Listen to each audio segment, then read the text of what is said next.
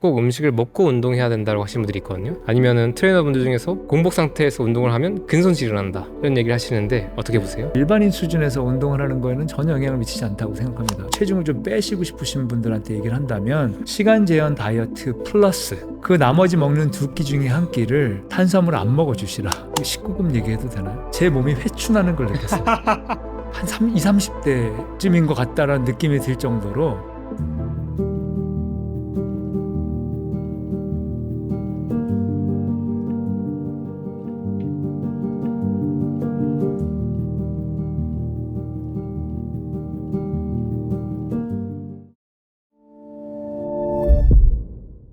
근육 성장을 위해서 운동을 해야 되는 것은 좀 알 것 같아요. 네. 근데 최적의 영양 전략은 어떻게 얘기할 수 있을까요? 근비대를 목적으로 하는 영양 전략인지 지방을 빼기 위한 영양 전략인지에 따라 상당히 다르게 접근할 수 있습니다. 그러면서 이제 마이크로바이옴을 공부하고 알아갈수록 채소 섭취에 대한 중요성을 더 심도 있게 깨닫게 됐어요. 그러면서 영양학을 더 공부해야겠다는 생각이 들었고, 제가 이제 연세대학교에서 아예 그럼 내가 수업을 만들자. 그래서 이제 운동 영양학이라는 수업을 만들어서 그거를 제가 가르치다 보니까 가르치면서 제 식단이 저절로 바뀌게 되는 거를 오. 저는 느꼈거든요. 그래서 그 수업을 제가 가르치기 시작하면서 그 학기에 제 체중이 5kg가 빠졌어요. 네. 5kg가 빠졌는데 그 빠지면서 근육량이 2kg가 늘었어요. 너무 많이 네. 늘었는데요? 네. 그런데 근육량이 2kg 늘었는데 그때 제가 그렇게 운동 열심히 하지 않을 때긴 했어요. 뭐 지금도 제가 막 운동을 열심히 하는 스타일은 아닙니다. 저는 그냥 제가 루틴상으로 아프지 않기 위해서 운동하고 제 몸을 관리하는 정도로만 하고 있는데, 근데 그때 했던 제 식단이 제가 간헐적 단식 쪽에 오랫동안 관심 갖고 연구도 했었기 때문에 아침을 안 먹는 게 저는 너무 편해요. 음. 네. 아침을 안 먹는 게 너무 편한데 제가 야식을 많이 하는 편이에요. 네, 그래서 그때는 야식을 이제 끊었어요. 네, 그래서 야식을 끊었다라는 게 한 8시 정도면 이제 마지막 먹는 걸 먹고, 그 다음에 더 출출하고 막 입이 심심하면 견과류 조금 먹고.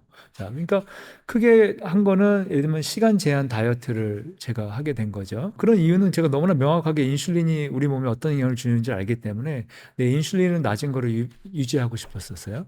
근데 그때 내 점심과 저녁 중에 하나는 샐러드였어요. 네. 근데 점심과 저녁에 샐러드가 그냥 뭐 조금 가게에서 사 먹는 샐러드가 아니고 정말 한 바가지를. 네. 그래서 저는 비싼 거는 안 먹고, 네, 양배추라든가 주로 싼 채소 그리고 양상치 이게 시장에서 사가지고 또는 코스코에서 사서 많이 했다가 피망 이런 거 많이 사면 싸거든요. 그러니까 그런 식으로 해가지고 제 도시락을 만들고 거기다 계란 넣고 거기다가 이제 햄프시드라든가 뭐 아마시드 이런 씨앗류 넣고 올리브오일, 엑스트라 버진 올리브오일 잔뜩 넣고 그렇게만 먹어도 맛있는데 저는 거기다가 발사믹 소스를 넣으면 더 맛있습니다. 그래서 발사믹 소스를 넣어서 먹으면 배가 불러요. 엄청 점심하고 저녁 중에 한 끼를 제가 그렇게 이제 식사를 그거 말고는 나머지는 뭐 탄수화물 제한 뭐 고기 안 먹고 이런 거 없이 엄청 뭐 다 잘 먹었고요. 그러니까 한 학기 만에 딱 5kg가 빠지고 근육량이 2kg가 늘었는데 지방이 일단 많이 빠진 거죠. 네. 그래서 그러면서 제 운동하는데 전혀 문제가 없었고 거기서 더 놀라운 건 제가 그 시기가 제 인생의 어느 때보다도 바쁜 시기였는데 정말 내 생산성이 너무나 높았어요. 야, 네. 중요하죠. 뇌 기능이 내 스스로 느끼기에 나 왜 이러지? 너무 좋은데? 음. 밤인데 11시에 막 그다음에 마지막 수업 마치고 애들 정리해주고 이제 퇴근하려고 하는데 하나도 안 피곤한 거예요. 집에 가서 누우면 자고. 그 기간을 다이어트를 하는 동안에 제 몸이 너무나 건강하게 느껴서 제가 아까 일반인들한테 다이어트 조언을 하고 체중을 좀 빼시고 싶으신 분들한테 얘기를 한다면 시간 제한 다이어트 플러스 그 나머지 먹는 두 끼 중에 한 끼를 탄수화물 안 먹어주시라. 오. 네. 그러면 이제 아까 그 샐러드에 고기 넣어도 되고 닭가슴살 넣어도 되고 스테이크를 넣어도 되고, 지방을 많이 넣고요. 네. 음. 그리고 올리브오일 많이 넣어도 되고 그렇게 되면 포만감이 상당하거든요. 그러면 시간 제한 다이어트 한 끼 안 먹는 거 플러스 나머지 한 끼를 탄수화물 안 먹는 다이어트를 해주시게 되면 사실은 인슐린이 올라가 있는 기간은 두세 시간밖에 안 되는 거예요, 하루에. 한 네. 끼는 좀 자유롭게 먹어도 그럼요. 그 영향이 크지 않다는 거죠. 그럼요. 저는 우리 그때 아마 아이스크림도 먹고 그랬어요. 네. 괜찮네요. 네. 그러니까 왜냐면 그거까지 너무 막 제한을 하게 되면 다이어트가 너무 스트레스가 되니까 저는 충분히 그래도 된다고 생각을 했기 때문에 네. 그렇게 했음에도 불구하고 한 학기 동안 그렇게 됐고, 또 하나는 너무 놀란 게 19금 얘기해도 되나요? 네, 괜찮습니다. 네. 네. 되게 당황하신 표정을 지시는데 아니면 뭐 네. 제 몸이 회춘하는 걸 느꼈어요. 네, 네. 말씀하셔도 괜찮습니다. 네. 제 몸이 회춘을 하는 거예요. 그래서 세상에 이렇게 좋은가? 네. 오, 그러면서 너무 좋아졌었는데 회춘이 몇 살 정도 때로 돌아간 느낌입니까? 한 20, 30대쯤인 30대쯤이요? 것 같다라는 느낌이 들 정도로 주관적인 판단입니까? 아니면 그 사모님께서 느끼십니까? 제 주관적인 판단입니다. 네. 그랬는데 건강검진을 하는데 네. 대장을 비워야 되잖아요. 네. 그래서 먹고 싹 다 비우잖아요. 대장 내시경을 하기 위해서. 그리고 제 회춘이 사라지고 다시 늙어졌어요. 마이크로바이옴 때문인 것 같아요. 내 생각엔. 그래서 그 내 몸을 확 느끼고 다시 내 몸이 황금 바나나 똥을 싸기 시작할 때, 네, 다시 변이 정상적으로 제가 이거 먹으면서 다 빼고 나와서 막 설사하고 안 좋았거든요. 네, 그러세요? 예. 오. 그리고 나서 다시 내 변이 정상적으로 돌아오기 시작하고 하기 시작하면서 내 몸이 다시 젊어지는 것 같은 걸 느끼면서 채식하고 마이크로바이옴하고 이런 우리 몸의 그런 대사와 관련되어져서 엄청난 관련성이 있구나라는 걸 제 몸으로. 이거는 뭐 과학적으로 증명된 건 아닙니다.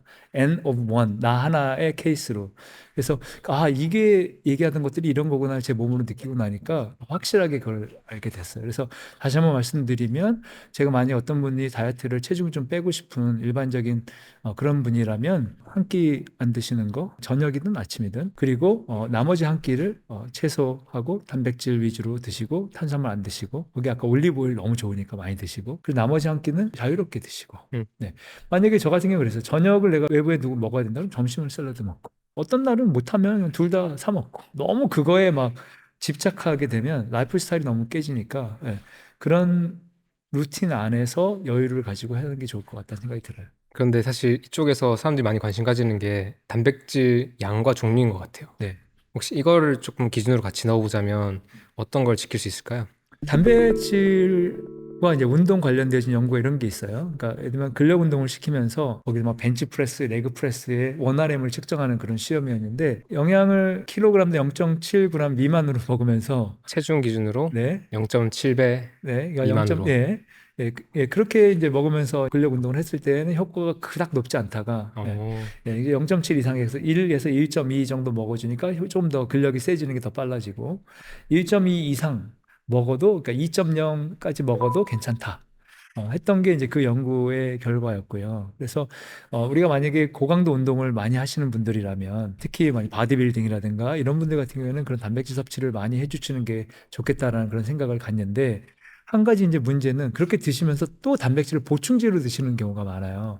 그럼 단백질을 과도하게 먹게 되면 결국에는 우리가 얘기할 때 우리 몸의 모든 영양소는 카본하고 하이드로젠하고 옥시전, 요 CHO로 이렇게 되는데 단백질은 이 질소가 하나 더 붙는데 결국에 얘네들을 우리가 몸에 해독해야 되는 그런 과정들을 겪게 되면서 결국에는 이게 유리화로 되고 이제 소변으로 나오게 되는 이 과정에서 이 콩팥이 많은 부담이 되어지기도 하거든요. 그래서 어느 정도까지는 좋지만 너무 과도하게 먹는 것 같은 경우에서는 조금 조심하셔야겠다라고 생각하는 게 이제 단백질 섭취에 대한 그런 저의 생각이고요. 그래서 제가 뭐 보디빌딩을 제가 해보진 않았기 때문에 아예 전문적으로 제가 그분들이 얼마를 드시고 그분들이 안전하다 안 하다는 말은 못 하겠지만 사실 보디빌딩은 건강의 차원을 넘어서는 거기 때문에 그거는 좀 제가 노코멘트하고 기본적으로 단백질 섭취는 충분히 해주시되 너무 많이 먹으면서 단백질 보충제까지는 조금 조심하셔야 되겠다라는 그런 생각을 합니다. 다만 나이가 먹을수록 단백질 흡수율이 달라지기 때문에 나이가 먹을수록 더 많은 단백질을 먹어야 되는 거는 꼭 기억하셔야 되겠다라는 생각을 합니다. 관련해서 제 의견들이 있는데 네네. 한번 교수님의 생각을 네네. 여쭤보고 싶습니다. 저는 자유로운 사람이니까요. 네. 제가 알고 있는 것 첫 번째는 일단은 근육 운동에 최적화된 단백질 섭취량은 체중 숫자 곱하기 1.6배 정도. 그러니까 그걸 넘게 먹었을 때는 사실 큰 의미는 없다. 네. 그러니까 1.6배까지 뭔가 증가를 같이 하는데 그걸 넘게 먹는다고 해서 더 증가하지 않는다라고 알고 있습니다. 체중이 60kg인 사람이 있다면 하루에 단백질을 총 섭취량으로 한 96g 이상. 네. 그러니까 거의 100g 정도 먹어주면 괜찮다라고 알고 있습니다. 1.6을 맞추려고 정확하게 맞추는 건 불가능할 것 같고 그래서 제가 생각하기에는 일단은 부족한 것보다는 이런 게 있으니까 한 1.6배 이상으로 나올 수 있게 여유를 맞추는 게 좋지 않을까라는 생각을 하고 있고요. 어려운 게 두 번째 포인트가 다이에스 스코어라는 게 있지 않습니까? 그래서 단백질이 각 급여마다 흡수되는 흡수율이 다르더라고요. 그래서 이게 어려운 게 나는 단백질 합을 계산해가지고 뭐 병아리 콩에서 단백질을 20을 먹었고 뭐 고기에서 20을 먹고 했는데 여기서 다이에스 스코어를 고려하지 않아 버리면 이 숫자 틀린 게 되잖아요. 네. 왜냐면 실제로 중요한 건 몸에 얼마나 흡수되는데 이렇게 콩 같은 거나 식물성 급원을 보면 흡수율이 50%가 되는 것도 있고 한 90%부터는 다 미치고 한 50%에서 80% 사이가 되는 것 같은데 야 그러면 내가 오늘 단백질 섭취량을 계산할 때 식물성 급원을 얼마나 먹었는지를 해서 거기다 각자 다 곱해줘가지고 그거를 가지고 해야 되는 건가? 이런 생각이 들었는데 이렇게는 계산 안 하시더라고요. 그리고 사실 요즘에 이제 뭐 미생물이나 아니면 뭐 채식 이제 하시는 분들 입장에서는 또 더 이런 걸 많이 드시니까 그럼 계산이 틀릴 수 있겠다라는 생각이 들었습니다. 아, 맞아요. 또 세 번째 포인트는 나이가 들수록 단백질 소화가 더 안 되고 네. 흡수도 떨어져요. 그러면 나이가 들수록 근감소증 같은 게 이슈가 돼요. 그러면 이걸 또 더 곱하기를 더 높게 해야 되는 거 아닌가? 네. 그래서 참 어렵다는 생각을 많이 하고 있습니다. 아, 정말 어렵습니다. 그거를 다 계산해서 먹기는 거의 불가능하다고 보고요. 근데 이제 한 가지 우리가 쉽게 하는 오류가 네. 고기를 100g 먹으면 단백질 100g 먹은 줄 알아요. 그런 네. 것도 많이 네. 실수하시더라고요. 근데 사실은 고기의 상당 부분이 육즙이잖아요. 수분이잖아요. 지방도 있고. 그럼 실제로 뭐 안심 먹었다. 그럼 고기 100g 먹었는데 실제로 단백질은 2, 30g밖에 안 되는 경우가 많거든요. 그래서 왜냐면 돼지고기는 조금 더 많기도 하고 뭐 닭고기는 그래서 이런 것들이 그거를 딱 맞춰서 하기가 전문가도 어렵기 때문에 그런 경우는 조금 넉넉하게 드시는 거는 괜찮을 수도 있죠. 예, 그런데 이제 너무 요새 젊은 사람들 가운데 단백질에 거의 패러노이아 돼서 내가 단백질 근력 운동에 단백질 부족하면 어떡하지 하고 너무 많이 드시다 보니까 오히려 콩팥에 부담이 되는 경우가 많습니다. 그걸 한 가지 예를 들어드리면 제가 아까 키토제닉 다이어트 연구를 했다고 했잖아요. 우리 한국에서 했던 연구 중에 3일 동안 키토제닉 다이어트를 시킬 때 대부분 훨씬 더 단백질을 많이 먹었습니다. 네. 그렇게 되니까 바로 3일 만에 이 소변에서 유리아가 올라갑니다. 네. 네. 요소. 네. 그래서 이거 자체가 사실 뭐 단기적으로는 상관이 없지만 이게 장기적으로 되게 되면 콩팥에 부담감이 될 수 있는 그런 거거든요. 그래서 이게 단백질을 너무 많이 먹어주는 것도 사실 좀 주의하셔야 될 그런 부분 중에 하나이기 때문에 그거는 조금 자기 몸을 자기가 좀 공부하면서 잘 맞춰야 되지 않을까 그렇게 생각합니다. 그리고 생각해보면 사실 모든 대사라는 게 어떻게 보면 평형성이라는 것도 있는 것 같아요. 그러니까 그동안 어떻게 해왔느냐를 기준으로 좀 많이 맞춰져 있는데 갑자기 뭔가를 바꿔버렸을 때 몸이 거기에 적응하거나 이렇게 할 시간이 모자라면 그게 또 문제일 수 있다는 생각도 그럴 듭니다. 수도 있죠. 예를 들면 키토제닉 다이어트를 하거나 공복 시간을 늘리는 걸 해보면 네. 처음에 다들 힘드세요. 그럼요. 네네. 예를 들면 모든 행동이 다 그래요. 운동 처음에 하면 다 힘들고 그러니까 건강에 좋든 안 좋든 모든 행동이든 안 하던 걸 하면 힘듭니다. 근데 적응하는데 시간이 걸리고 그 과정에서는 우리가 운동했을 때 근육통이 생겼다고 우리가 이걸 운동이 나쁘다 하지 않잖아요. 네. 그러니까 이 적응까지 또 조심스럽게 가는 게 항상 기본인 것 같아요. 맞아요. 네. 근데 식단은 유독 사람들이 그냥 좋다고 하면 바로 그대로 따라하고 좀 안 하던 걸 갑자기 바꿔버리는 경향이 좀 있어서 좀 조심할 필요가 있는 것 같습니다. 네, 이제 그 중에서도 아까 이제 한 가지 얘기했듯이 자기 체중을 가지고 단백질을 계산할 때에는 예를 들면은 똑같은 80kg라고 하더라도 근육량이 40kg인 사람과 근육량은 30kg고 나머지 지방량이 훨씬 더 많은 사람 같은 경우에는 단백질 섭취의 필요도가 달라지거든요. 대부분의 단백질은 결국 쓰여지지 않게 되면 탄수화물이 될 수 있거든요. 그렇기 때문에 아니면 이거는 간에서 대사를 처리해야 되거나. 네네. 이제 그렇게 되면 사실은 과도한 단백질 섭취가 될 수 있기 때문에 자기 체중만이 아니라 자기 근육량이 어떤가도 사실 되게 좀 고민해 봐야 될, 주의 깊게 생각해 봐야 될 겁니다. 자, 그럼 이 파트에서 제가 마지막으로 질문드리고 싶은 게 있는데요. 운동이나 근육 만드는 거 관련돼서 다양한 속설이나 논란들이 있습니다. 네. 제가 대표적인 질문 몇 가지를 좀 뽑아왔는데요. 그래요? 이 몇 가지만 좀 여쭤보고 네. 이 파트를 마무리하고 싶습니다. 네네. 그럼 첫 번째 질문입니다. 공복 중에 운동을 하면 퍼포먼스가 떨어진다고 걱정하셔가지고 꼭 음식을 먹고 운동해야 된다고 하시는 분들이 있거든요. 아니면은 트레이너분들 중에서 공복 상태에서 운동을 하면 근손실을 한다. 이런 네. 얘기를 하시는데 어떻게 네. 보세요? 퍼포먼스가 뭐냐에 따라 다르긴 하지만 제 생각에는 우리가 일반인 수준에서 운동을 하는 거에는 전혀 영향을 미치지 않다고 생각합니다. 그러니까 예를 내가 오늘 근력 운동을 운동선수가 아니고 올림픽 레벨의 운동선수가 아니고 내가 오늘 근력 운동을 하는데 내가 오늘 공복시 운동을 한다고 해서 나의 퍼포먼스가 떨어져서 내 실제로 효과에 영향을 미친다. 되게 미비하다고 생각을 하고요. 그래서 오히려 일반인들이 운동을 할 때에는 그런 퍼포먼스도 중요하지만 사실 지방 연소가 중요하다고 생각하기 때문에 공복 때 운동하는 거는 저는 오히려 바람직할 수 있다는 생각이 듭니다. 자, 그런데 요거를 만약에 근력을 키우는 게 조금 더 중요한 상황에서 운동을 해야 된다면 저는 먹고 하는 것도 나쁘지 않다고 생각합니다. 그래서 그게 뭐 이거는 좋고 이거는 나쁘니까 이거는 절대 안 돼. 공복식 운동은 절대 안 돼. 밥 먹고 하는 거는 또 안 돼. 이런 것이 아니라 저는 충분히 유연하게 생각을 해야 된다고 생각을 하고요. 근감소증이 일어나는 건 아니고요. 예. 근감소증 근육이 오히려 증가된다거나 늘어나는 거는 운동 이후의 일이기 때문에 예, 운동할 때 공복 상태 운동하고 나서 실제로 근비대나 근감소, 근비대가 일어나는 거는 그날, 그 다음날, 그 다음날 해서 이거 사실 3일까지 이게 영향을 주거든요. 심지어는 일주일까지 영향을 주는데 그때 근비대가 일어나는 거기 때문에 그 이후에 영양소를 얼마든지 섭취하게 되면 전혀 운동할 때 공복식 운동한 건지 아닌가에 따라서는 큰 차이가 없다고 보는 게 맞습니다. 그럼 두 번째 질문은 약간 비슷한 네. 맥락인데요.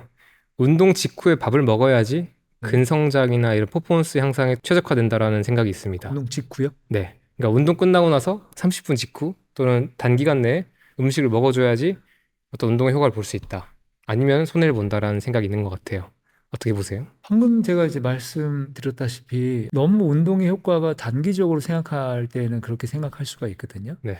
근데 이제 우리가 흔히 얘기하는 DOMS라고 얘기하는 알백인다고 하잖아요. Delayed Onset of Muscle Soreness라고 하는데 DOMS인데 이런 것들이 실제 길게는 정말 4, 5일 후에까지 가거든요. 네. 네. 제가 지금 겪고 있습니다. 그래서요. 그래서 이 운동의 효과가 그렇게 막 단기만에 나타나는 것이 아니기 때문에 근육이 성장하는 거는 막 운동 끝나고 30분이나 1시간이 성장하고 이런 게 아니라 운동하게 되면 사실 근육이 성장하는 원리는 기본적으로 근육에는 데미지가 오는 거고 데미지가 오는 것들을 수리하는 리페어 하는 과정에서 근성장이 일어나게 되어지는 거고 우리가 느끼는 그런 알배김이라고 하는 거는 거기서 염증 물질이 분비가 되고 그런 염증 물질이라든가 이런 것들이 부종이 일어나서 신경을 누르기 때문에 아픈 거거든요. 그래서 이런 것들을 봤을 때는 이게 효과가 막 바로가 아니라 하루 이틀 3일 후에 나타나는 거기 때문에 바로 먹어야 효과가 있고 안 먹으면 안 된다. 이런 거는 제 생각에는 적절하지 않은 것 같고 그거를 증명하기도 어려울 것 같습니다. 음. 저도 알고 있었던 게 이제 운동하고 나서 한 72시간 정도 최대? 네, 최대는 아니고 그 정도까지는 평균적으로 네, 사실 근성장이 일어나기 때문에 네, 막 이렇게 30분, 1시간 뭐 네, 바로 먹을 필요는 없다라고 저도 들었던 것 같은데 네, 네, 어쨌든 이게 왜 생겼는지 저는 되게 궁금하긴 한데요. 아마 네. 보디빌딩 하시는 분들 사이에서는 워낙 그런 것들 디테일이 중요하니까 네, 네. 뭐라도 더 하면 좋다는 생각인 것 같기도 해요. 그럴 수도 있죠. 그리고 사실은 그분들이 맞을 수도 있어요. 그분들의 레벨에서는. 네, 근데 우리 일반 그냥 99.9% 일반인한테는 꼭 적용이 되는 내용이 아닐 수 있죠. 좋습니다. 이거는 조금 더 궁금해지는데요. 자주 먹어야 근성장이 최대한으로 일어난다. 네. 이 생각에 대해서 어떻게 보세요? 그 말은 아주 틀린 말은 아닐 수도 있죠. 결국 인슐린이 근육 합성에 도움이 되다 보니까 인슐린이 높은 거를 유지해 주는 게 근성장에 도움이 되기 위해서 먹고 안 먹고 먹고 안 먹고 이게 아니라 좀 먹는 거를 좀 시간을 두고 먹어주는 게 뭐 좋을 수도 있겠죠. 근데 이제 그거는 탄수화물 먹었을 때 얘기고.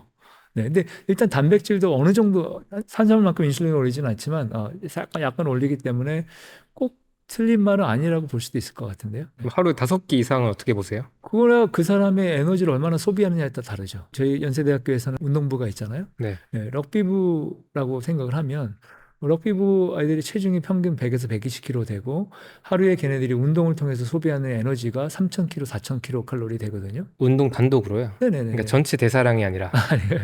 왜냐면 아침 운동 1시간 반 하고 점심 근력 운동하고 저녁 운동하고 5-6끼가 아니면 안 되네요. 그렇죠. 네, 그러니까 걔들이 한 끼에서 물론 많이 먹으면 뭐 1,000kcal, 뭐 1,500kcal 먹는다고 치지 밥 한 공기 먹어봤자 300kcal인데 그러니까 그렇게 보면은 걔네들은 여러 끼를 먹어야 자기의 기본 근육량을 유지하고 체중을 유지할 수 있겠죠. 네. 그러니까 뭐 그게 다 나쁘다 좋다가 아니라 그 사람의 운동량에 따라 다를 것 같은데요. 아까 전에 저희가 얘기를 하다가 인슐린 저항성을 연구하실 때 당뇨를 초점을 두고 연구하시다가 이게 암으로 넘어갔습니다. 이유가 뭔지 궁금합니다. 사실 그게 이제 제가 수업을 가르치다가 제가 그러면 깨닫게 된 그런 케이스였어요.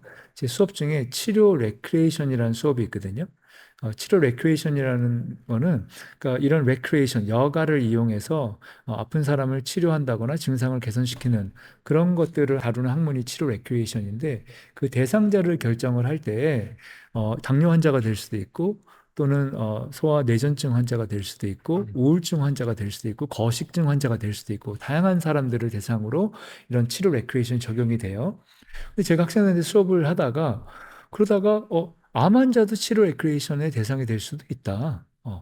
그런데 만약에 요새는 그런 말 안 하지만 말기암이라고 할 때 예상되는 생존 기간 6개월이라고 할 때 6개월을 죽을 날만 기다리고 있는 사람들보다 그분이 즐길 수 있는 최대한 재밌게 즐겁게 그 6개월을 살다 보면 혹시 더 오래 살지 않을까? 더 행복하게 살다 보면 더 오래 살지 않을까? 라고 하고 제 수업을 끝났어요. 근데 그 질문이 저한테 너무 다가오는 거예요. 그래서 제가 연구실에 가서 신체 활동, 엑서사이즈, 캔서, 모탈리티, 그러니까 운동, 그리고 암, 사망, 요 세 가지 키워드를 딱 넣었는데 첫 번째 뜬 논문이 유방암 환자 같은 경우에 수술과 항암 치료가 다 끝난 다음에 전혀 운동을 하지 않는 일주일에 1시간도 운동을 하지 않는 사람에 비해서 일주일에 3시간 정도 걷기 정도의 운동을 하는 사람들의 재발률이 정확하게 50% 정도가 떨어지는 거예요. 와, 너무 제가 그 높은데. 논문을 보고 너무 쇼킹. 두 가지 3시간, 일주일에 3시간이요? 네. 너무 쇼킹했던 게 첫째, 내가 이걸 그동안 몰랐다고 하는 게 한 가지죠. 왜냐하면 그 논문이 나온 게 2005년도였고 제가 읽은 때는 2010년도였어요. 2009년. 그리고 하나는 유레카. 운동이 내가 좋은 줄 알았지만 이렇게 좋은 줄은 몰랐다. 사망률을 반으로 줄인다니. 대장암은 어떤가? 대장암 논문이 똑같은 논문이 있는데 요거는 운동량이 일주일에 3시간 걷기가 아니라 6시간 정도. 그래서 왜 대장암하고 유방암하고 다르지? 하고 제가 그 연구를 사실은 하기 시작했어요. 그러면서 이거는 왜 그런가 하고 메커니즘을 왜 운동하면 암이 재발이 줄어들까 하고 봤더니 비만하면 암이 늘어나는 원인하고 똑같은 거예요. 비만하면 암이 늘어나요. 암 발병이. 거의 모든 암이 비만하면 늘어납니다. 근데 그 이유? 인슐린 저항성, 음. 염증. 그러니까 이거 운동하면 다 떨어지는데? 예. 제가 그동안 연구했던 게 당뇨 환자도 운동하면 인슐린 저항성 떨어지는 거잖아요. 그럼 암 환자들 대상으로 운동해서 인슐린 저항성이 떨어지는 연구한 거 있나? 하나도 없는 거예요. 그럼 암 환자가 운동해서 인플라메이션이 떨어지는 연구가 있나? 하나도 없는 거예요. 없었다고요? 제가 그때 할 때까지. 진짜요? 네. 그래서 이건 내가 해야 될 연구네. 해가지고 그쪽 연구를 하기 시작하면서 제가 포닥을 하버드에서 했다고 말씀드렸잖아요. 그래서 근데 그 논문들이 또 하버드에서 나왔었어요. 네, 그래서 제가 그 논문을 쓴 저자한테 이메일을 보내서 나 당신하고 내 1년 동안 교환 교수 하면서 암을 좀 연구하고 싶다. 했더니 그분들이 이제 2명인데 오라 그래서 제가 그분들과 1년 동안 미국에 있으면서 암 연구를 집중하면서 거기 있는 환자들을 보고 암 환자들 운동도 가르치고 거기 있는 실험들 참여하고 하면서 암을 연구를 하기 시작했고 우리나라에서도 그때부터 이제 제가 여기 현재 암센터 하고 그리고 이제 가정의학과하고 간호학과랑 우리가 같이 협력해서 특히 대장암 환자 같은 경우에 비만하실 많이 생기거든요. 그럼 이 사람들 비만을 해소시켜주면 재발이 줄어들까? 해서 이런 분들을 대상으로 저희들이 연구를 시작했던 거죠. 그래서 암 연구를 하기 시작하고 지금 이제 암 연구 시작한 지가 이제 10년, 11년, 12년 정도 되는데 이제는 이제 대장암뿐만 아니라 다양한 암 환자들을 대상으로 운동해서 재발 원인을 낮추는 것뿐만 아니라 회복이 빨라지게 하는. 네. 유방 환자 같은 경우에 수술한 다음에 6개월이 지나도 상지 기능이 수술 전 수준으로 돌아오는 게 20, 30%밖에 안 되거든요. 근데 사실 저희는 수술한 다음날부터 운동시키는데 상지 기능이 2주, 3주면 수술 전 상태로 돌아오세요. 그동안에 그때는 운동하면 안 되는 줄 알고 아무도 운동을 안 시켰던 거죠. 이런 연구들을 이제 저희들이 처음엔 당뇨 연구하다가 암 쪽으로 저희들 확대해서 연구를 하고 있고 처음에는 재발 예방만 하다가 이제는 암 환자 기능 장애 재발 이쪽으로 연구를 지금 하고 있습니다. 다시 한 번 이 순간 이게 우문인 줄 아는데요. 기전 대표적으로 꼽아보자면 어떤 원리였을까요? 그러니까 인슐린 저항성 말고도 어떤 기전이 있었을까요? 암에 이렇게 미칠 때. 대장암 환자 인슐린 저항성이 좋아지고 그리고 염증 지표 그때는 TNF 알파가 유의하게 떨어지는 거를 저희가 확인을 했었는데 그 다음에 이제 그 후속 연구로 제가 후생 유전학 검사를 했어요. 예, 그래서 그분들의 후생 유전학 엄청나게 많은 돈을 들여서 그거를 저희가 조사를 했는데 사실 그렇게 봤을 때는 어떤 예를 들면 DNA 리페어 회복과 관련된 이 후생 유전학적인 변화가 생기더라. 네, 그리고 에너지 메타볼리즘과 관련되어진 후생 유전학적 변화가 생기더라까지만 알고 제가 그 후속 연구를 더 하지 못해서 근데 이제 후속 유전학이라는 건 결국에는 뭐냐 하면 운동을 하게 되면 유전체가 바뀌는 건 아니잖아요. 네. 다만 이제 설계도는 그대로 있죠. 그렇죠. 그러니까 우리 몸에 여러 가지 다른 것들이 바뀌는데 그중에서 이제 인슐린 저항성이 개선되어지고 운동을 하게 되면 아까 이제 뇌에도 마찬가지겠죠. 면역 기능이 좋아지겠죠. 이런 것들이 우리 몸에 전반적으로 바뀌기 때문에 그것으로 말미암아 우리 후생 유전학적인 요인들이 변화가 되어지고 그것이 암 재발 예방을 막는 데 도움이 되어주지 않았을까라는 일반적인 그런 티오리가 있고요. 또 하나는 실제로 결국에는 암세포가 자라는 건 에너지거든요. 네. 근데 암세포는 글루코즈만, 당만 먹을 수가 있어요. 키톤 먹고 자라지 못해요. 네. 그러면 암세포가 글루코즈를 먹고 자란다면 인슐린 저항성 또는 우리가 공복시 혈당. 그래서 우리가 운동을 꾸준히 해주면 인슐린 저항성 떨어지고 인슐린도 떨어지면 혈당 떨어지잖아요. 이게 에너지 공급이 적게 되겠죠. 그러니까 암세포가 있어도 잘 자라지 못하겠죠. 그러니까 인슐린은 성장 인자인데 인슐린이 또 더 떨어지니까 성장 인자가 또 줄어드니까 암세포가 자랄 게 더 줄어들겠죠. 근데 인플라메이션 염증 지표까지 떨어지니까 이것도 좋아지겠죠. 그러니까 이런 종합적인 이유로 암세포가 잘 자랄 수 없는 환경이 되니까 재발이 줄어들고 생존율이 올라가는 그런 현상들이 나타나지 않을까 하는 게 제 생각입니다. 그리고 저는 지금 이제 든 생각인데요. 저는 또 자유로운 입장이 네, 있으니까요. 네. 그 기전들에 대해서 지금 가설로 우리가 볼 수 있는 것들이 몇 가지 떠올랐는데 네. 일단은 운동을 한다는 것 자체가 우리가 집에서 하는 게 아니지 않습니까? 네, 네. 그러니까 운동을 하러 나가는 행위 자체, 아까 우리 맨발 걷기도 얘기도 했었는데 그 자체 그 과정에서 비타민 D도 더 많이 만들어질 거고 햇빛 세니까요. 뭐 또 기분도 좋아질 거고 운동하니까 나에게 더 긍정적인 뇌 활동들이 생기겠죠. 자기 전중 일어나고 편도체 더 안정화되고 전두엽이 더 활성화되고 음식도 더 깔끔하게 먹으려고 노력할 거고 나쁜 거 더 잘 참을 수 있게 되고 운동 잘했으니까 밤에 더 잘 자게 되고 네. 또 뭔가 했다는 느낌, 자기 효용감이 있으니까 더 안심되고 더 편안해지고 맞습니다. 면역 시스템 더 그러니까 불필요한 면역계의 이제 억제가 안 일어나는 거죠. 네, 왜냐면 우리 스트레스 상황이 있거나 불안하거나 두려우면 네. 면역 기능이 떨어지잖아요. 좋죠. 장 건강해지고 신경계들이 더 활성화되니까 그렇죠. 장도 건강해지니까 네. 장은 또 면역 기관이니까요. 그럼 그러니까 사실 뭐 너무 당연하다 이제는 이런 정보들을 생각하면 지금 방금 말씀하신 게 다 맞아요. 그러면서 저는 무슨 생각을 했냐면 제가 사실 이것 때문에 우리 김주환 교수님하고도 같이 이걸 디스커션을 했었는데 셀프톡 있잖아요. 자기 확언이요. 네, 차기 확언. 네, 나는 괜찮을 거야. 나는 이 암을 극복할 수 있어. 라고 우리 말만 해도 셀프톡 자체가 우리의 생존과 암 환자 삶의 질에 영향을 미친다고 나와요. 그런데 운동보다 더 좋은 셀프톡이 있어요? 네. 내가 만약에 다음 달에 나 암에 걸려서 다음 달에 이러고 있는 셀프톡과 네. 내가 지금 적극적으로 막 테니스를 치고 등산에서 정상 올라가서 야호를 부르고 친구들과 하이파이를 하고 맞아요. 이거보다 더 좋은 셀프톡이 있나요? 내 몸을 움직임 자체가 내 몸에 전달하는 메시지는 난 아직 살아있고 나는 살 수 있고 나는 생기가 있다라는 가장 좋은 셀프톡이 돼서 운동이 암을 이기는 가장 큰 효과 중에 하나는 그 셀프톡의 효과도 있지 않을까라고 하는 게 저의 생각이에요. 근데 그리고- 그거를 증명하기 쉽지 않죠. 그리고 네. 자기 어는 말이잖아요. 네. 자기 확동 움직임이잖아요. 네. 그러니까 말보다 저는 움직임이 항상 더 큰 것 같아요. 그 두 가지가 일치하면 더 시너지를 내는 거죠. 방금 말씀하신 자기 확언인데 나는 이길 수 있어. 그냥 누워가지고 나는 이길 수 있어 하고 나는 이길 수 있어 하고 나가서 움직이고 맨발 걷기를 하고 친구들을 만나서 테니스를 치고 하는 그런 것들이 좋은 게 되겠죠. 그리고 사실 말씀드리진 않았지만 앞으로 더 얘기하시겠지만 옥시토신도 마찬가지예요. 네. 옥시토신 자체가 암 성장과 분열을 억제하기 때문에 옥시토신이랑 결국 다른 사람 만나고 함께 대화하고 함께 운동하고 네. 더 좋은 효과를 내겠죠. 오늘 운동과 근력 관련해서 또 많이 배웠습니다. 네. 고맙습니다. 감사합니다.